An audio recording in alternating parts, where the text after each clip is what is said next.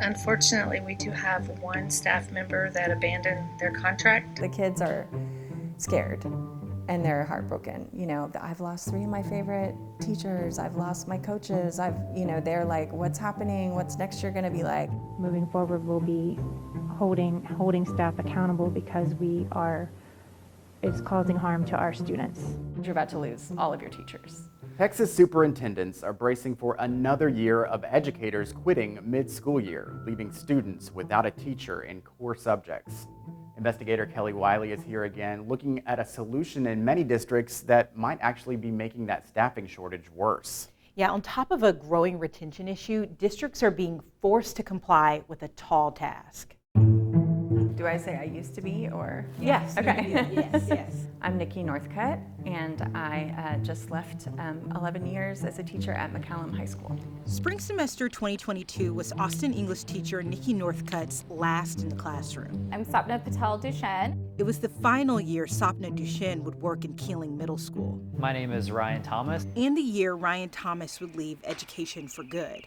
The decision point for me really came when I realized that 3 out of 5 days a week when I woke up in the morning, I felt physically ill at the idea of going to work. All members voting.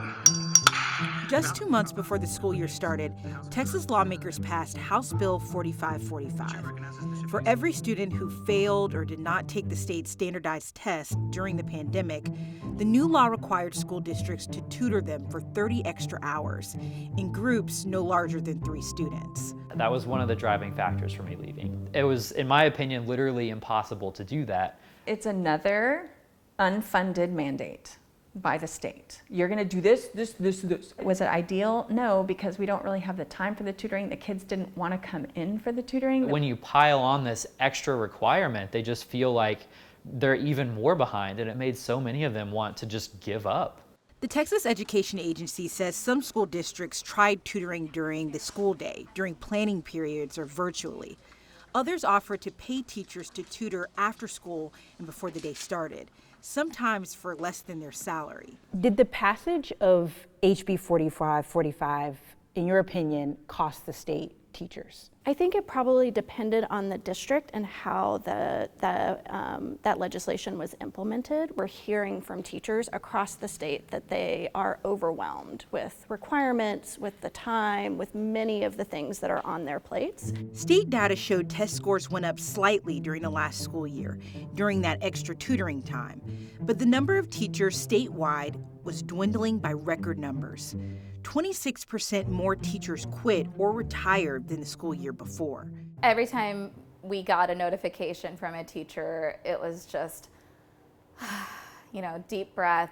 We've had vacancies from the start of the school year, and it just felt like it never stopped. Our team pulled exit surveys and resignation letters from the state's largest and smallest school districts.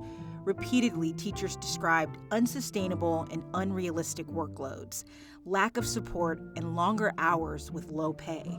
Over the last school year, districts reporting teachers breaking their contracts surged 96% statewide. Moving forward, we'll be holding staff accountable because it's causing harm to our students.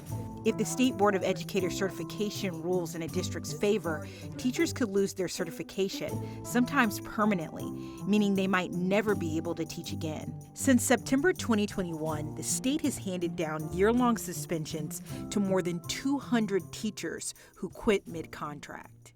How does suspending teacher certifications help the teacher vacancy issue? They're really meant to serve as a disincentive for teachers to leave mid-year, take a different job in a different school, or just leave the classroom unattended without a full-time teacher.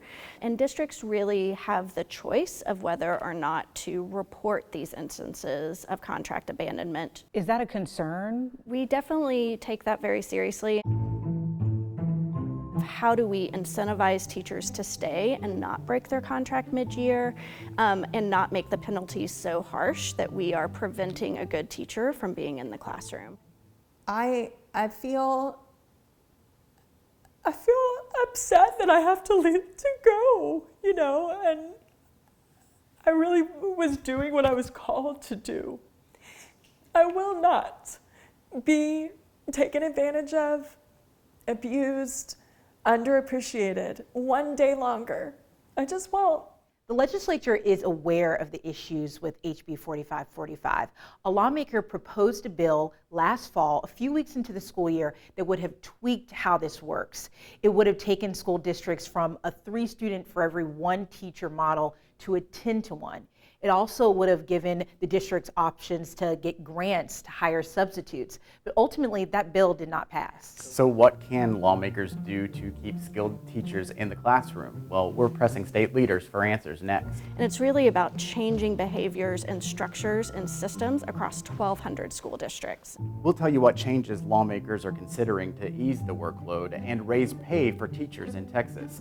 Just scroll for more to watch the next part of this series below now in this story.